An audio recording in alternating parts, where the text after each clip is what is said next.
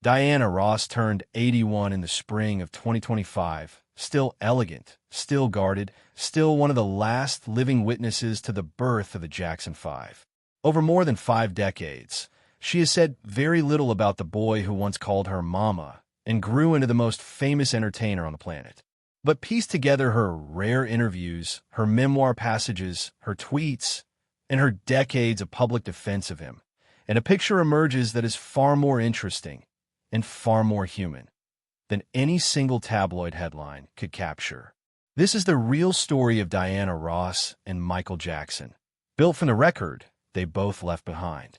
To understand why this relationship carried the weight it did for so long, it helps to understand who each of them already was before they ever met. By 1968, Diana Ross was not simply a singer. She was alongside the Supremes, one of the most successful vocal groups in American history, with a run of #1 hits that had made Motown itself a viable, dominant force in the record industry. She had grown up in Detroit's Brewster Douglas housing projects, been mentored intensively by Berry Gordy, and by her mid-20s had already lived through a level of global fame that most performers never reach at all. She understood, better than almost anyone else Michael Jackson would ever meet, exactly what stardom cost a person: the isolation, the scrutiny, the loss of an ordinary adolescence. Michael Jackson, by contrast, was still a child. He had grown up under the strict, at times harshly disciplinarian supervision of his father Joe Jackson, who had pushed his sons relentlessly toward the stage from the time they were small boys performing in Gary, Indiana talent shows, and local clubs. Motown represented an escape from Gary, but also the beginning of an entirely new kind of pressure: national tours, television appearances, and a workload that left little room for anything resembling a normal childhood. When Michael arrived in Detroit and then Los Angeles, he was, in a very real sense, looking for an adult who represented safety rather than demands. Diana Ross, glamorous but also warm in a way his father rarely was, filled that role in a way almost no one else in his life could. The story most people know begins with a myth. In the summer of 1968, 5 brothers from Gary, Indiana, Jackie, Tito, Jermaine, Marlon, and 9-year-old Michael, arrived at Motown Records in Detroit hoping to be signed. Motown's founder, Berry Gordy, saw something in the smallest brother that reminded him of the greats, a stage presence that belonged to a much older performer. Gordy decided the group needed a launch worthy of that talent, and he had an idea that would shape the rest of Michael Jackson's life.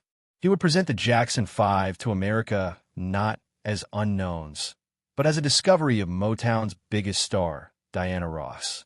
It wasn't true. By most accounts, including those from members of the Jackson family themselves, it was Motown singer Gladys Knight and Motown executive Suzanne DePasse who first noticed the group and pushed for them to be signed. But Diana Ross presents the Jackson 5, made for a better story, and Motown built an entire album and an entire myth around it. Gordy's instinct for spectacle worked. From the moment the record hit shelves, Michael Jackson's name was linked to Diana Ross's, whether either of them had chosen it or not. There is also a harder business reality underneath the warm publicity campaign. Joe Jackson had negotiated a contract for his sons without independent legal counsel, and the fine print bound the Jackson 5 to Motown for years beyond the initial term, preventing them from recording for any other label for an extended period after the agreement ended. That meant Michael's entire adolescence, the years in which he would go through puberty, grow into his adult voice, and begin to understand who he wanted to be as an artist, would unfold entirely within Motown's system, under Berry Gordy's control, with Diana Ross positioned as one of the few adult figures in that system who treated him with something resembling tenderness rather than management. What began as a marketing device, though, became something real. Michael was 11 years old, thousands of miles from home, surrounded by adults negotiating his family's future. Diana Ross, then 24 and already an international star as the face of the Supremes, took an interest in him that went beyond the press campaign. When the Jackson family relocated to Los Angeles to be closer to Motown, Michael spent close to a year living in Ross's Hollywood Hills home before the rest of his family permanently settled in Encino. It was in that house, according to Michael's own mother, Katherine Jackson, that he began calling Diana Mama. Katherine Jackson wrote about this period in her own memoir, describing how her son spoke of Diana Ross with an affection that went beyond ordinary admiration. He teased his sisters that they would only be as beautiful as they could be if they resembled her. He called her, at times, his girlfriend, the kind of declaration an 11-year-old boy makes about a woman he idolizes, half in jest and half in earnest. Whatever it was the beginning of an attachment that would outlast Motown, outlast the Jackson 5, and outlast almost every other relationship in Michael Jackson's adult life. Diana Ross's own household, by most accounts, ran on discipline, early nights, a demanding schedule of rehearsals and appointments, and a kind of self-possession that came from years of managing her own career under Berry Gordy's exacting standards. For a boy who had grown up under his father's far harsher version of discipline, Ross's structure seems to have registered differently, not as punishment, but as a model of what professionalism and self-respect could look like when it wasn't delivered with anger. Several biographical accounts describe Jackson crediting this period of his life, and Ross's example specifically, with shaping the relentless work ethic that would define his solo career for the next 3 decades. It is one of the more understated parts of their story. Long before any question of romance, Ross was simply modeling for an 11-year-old what a serious, self-directed career could look like at a moment when almost every other adult in his life was directing him rather than showing him how to direct himself. By 1971, Michael was becoming known as more than one voice among 5 brothers. Diana Ross's own television special that year gave him a stage of his own, introducing him to audiences as an individual talent rather than simply the group's lead singer.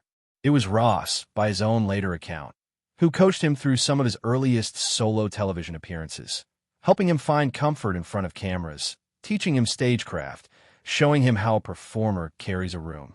A decade later, in 1981, the two worked together again on Diana, a television special produced by Ross's own production company rather than Motown. In it, Ross introduced Jackson warmly, calling him the talent, and, in a now widely cited exchange, joking on air that she always knew he'd become a star, but hadn't expected him to become so sexy, to which Jackson, laughing, turned the tables back on her. It was the kind of easy, teasing chemistry that only forms between people who have known each other since childhood, and audiences at the time read it exactly that way, as a bond built on genuine affection, not performance. If there is a single chapter of their relationship that biographers and Jackson himself pointed back to again and again, it is the making of The Wiz. The film, an all-black musical reimagining of The Wizard of Oz, was shot largely in New York, far from Motown's offices and, for the first time, far from the day-to-day supervision of Michael's father, Joe Jackson. Ross, then 33, played Dorothy. Jackson, 19, played the Scarecrow. It was on this set that Michael Jackson met producer Quincy Jones, the man who would go on to shape Off the Wall, Thriller, and Bad, arguably the single most consequential professional relationship of his career, born directly out of his time with Ross. The production itself was a significant undertaking for its era, a big-budget musical with an entirely black principal cast, adapting a beloved American story for a new audience, shot largely on sound stages and locations around New York City rather than in the more controlled environment of a Hollywood backlit. For Ross, the role of Dorothy was itself a departure and something of a risk. She was in her early 30s playing a role written in the original stage musical as a much younger character, and she took the part in part because she believed in what the production represented culturally. For Jackson, cast as the Scarecrow, it was his first major film role and his first sustained experience of working as an actor rather than strictly as a singer and dancer, which meant learning an entirely new set of professional skills under time pressure on a production far from home. But The Wiz mattered to Michael for a more personal reason as well. According to Katherine Jackson's own later recollections, Michael had been in love with her ever since learning Ross would play Dorothy's, a line that suggests his feelings for Ross were already well known within his own family long before he ever said anything publicly. Whatever the nature of their bond during that period, Those months of rehearsals, late-night line runs, and shared creative work away from his family's watchful eye left a deep mark on him. The film underperformed commercially and was met with mixed reviews, but for Jackson, by every account he later gave, its real value had nothing to do with box office numbers. It's worth pausing on just how consequential this period turned out to be, because it's easy in hindsight to treat The Wiz purely as a footnote to the Ross relationship, rather than as the hinge point it actually was for Jackson's entire solo career. Within 2 years of finishing the film, Jackson had recruited Quincy Jones to produce Off the Wall, the 1979 album that transformed him from a former child star into a serious adult artist commercially and critically. Without the months spent on that New York set, months he later associated again and again with his time alongside Ross, there is no clear path to the professional partnership that eventually produced Thriller, the best-selling album in history. In that sense, whatever else The Wiz represented emotionally for Jackson, it was also the single most important professional turning point of his career, and it happened because Diana Ross was cast as Dorothy. For years, Jackson's feelings toward Ross had been an open secret inside his family and around Motown, but never something he confirmed to the wider public. That changed in December 1982 in an interview with Ebony magazine. Jackson, 24 years old, told the magazine plainly that he loved Diana Ross, that he considered her, in a phrase he would repeat for the rest of his life, his mother, sister, and lover all combined into one person, and that he hoped, someday, to marry her. It is one of the only moments in Jackson's public life where he described his feelings for anyone in such unguarded, specific terms. He was in his early 20s. Ross was in her late 30s, 14 years his senior. The age gap, combined with the strangeness of a global superstar declaring his love for a woman he'd once called his surrogate mother, made the comment difficult for the public to know how to receive. Some outlets treated it as an oddity, a colorful quote from eccentric young star. People close to Jackson, according to later biographical accounts, including Randy Taraborelli's Call Her Miss Ross, described it as something he had carried since childhood and had simply, finally, said out loud. This is the part of the story where the record becomes harder to pin down, and it deserves to be treated with real caution. Beginning in the early to mid-1980s, tabloids and later biographers circulated a persistent claim that Ross had privately agreed to marry Jackson, that she wore a ring he'd given her, and that the two of them signaled their engagement in public without ever confirming it outright, most famously at the 1984 Motown 25th Anniversary Special and the American Music Awards that same year, where Ross kissed Jackson on the mouth on stage and held his face in her hands in a moment tabloids seized on.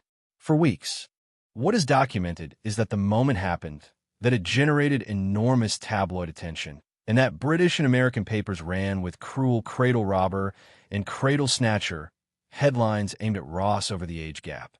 What is not documented, at least not in any on-the-record statement from Ross or Jackson themselves, is a confirmed engagement. Ross herself, pressed by a reporter around this period while holding Jackson's hand, described him publicly as a son to her rather than a fiancé, and reportedly encouraged him to date other women. Katherine Jackson's disapproval of any romantic pairing between her son and Ross is better attested than the engagement claim itself. So this piece of the story should be understood for what it is, a widely repeated, decades-old rumor with real, circumstantial gestures behind it. A ring, a kiss, tabloid fury, but no confirmed statement from either party that a marriage was ever actually promised. Whatever happened privately between them, Ross went on, in 1986, to marry Norwegian shipping businessman Arnes Jr., a marriage that by all accounts left Jackson devastated. In 1987, Jackson released Dirty Diana, a snarling, hard rock-inflected track from Bad about a woman who pursues musicians for fame and attention. Jackson himself publicly explained the song as being about aggressive fans and groupies, a subject he'd referenced in interviews before. That has not stopped a persistent fan theory, repeated across biographies, message boards, and video essays for decades, that the song was really about Diana Ross, written in the aftermath of her marriage to Ness, and that producer Quincy Jones pushed for a rewritten second verse specifically to obscure that connection and protect both Jackson and Ross for public scrutiny. It's worth being honest about what this is: a theory, not a confirmed fact. There is no on-the-record statement from Jackson, Ross, or Quincy Jones confirming that Dirty Diana was written about her, and Jackson's own explanation, that it was inspired by encounters with obsessive fans, has never been formally retracted or contradicted by him. The theory persists because the timing lines up suggestively, and because Jackson's real, documented feelings for Ross make the interpretation emotionally plausible. But suggestive and plausible are not the same as confirmed, and any script that tells you definitively that the song was about her is presenting speculation as fact. Whatever did or didn't happen romantically between them in the 1980s, what is far better documented is that Ross and Jackson remained close for the rest of his life, not as former lovers, but as family. They wrote and recorded music together. Jackson penned Muscles for Ross in 1982, a top 10 hit that showed their creative partnership had survived whatever romantic disappointment came before it. Multiple biographical accounts describe Jackson continuing to refer to Ross as a mentor and something close to family throughout his adult life, even as his own life grew stranger and more embattled with each passing decade. That loyalty was tested most severely during the two periods that defined the public's darkest view of Jackson. In 1993, 13-year-old Jordan Chandler and his father accused Jackson of child molestation, a case that triggered a criminal investigation, an eventual civil settlement, and a wave of media coverage that permanently altered how much of the public viewed him, even though no criminal charges were filed at the time. A decade later, the 2003 broadcast of Martin Bashir's documentary, Living with Michael Jackson, in which Jackson himself, on camera, described allowing children to share his bed at his Neverland Ranch, reignited public scrutiny and led directly to new criminal charges.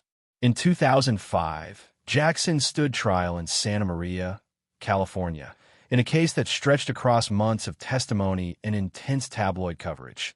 He was acquitted on all counts, though the toll on his reputation and his health, by most accounts, was severe and lasting.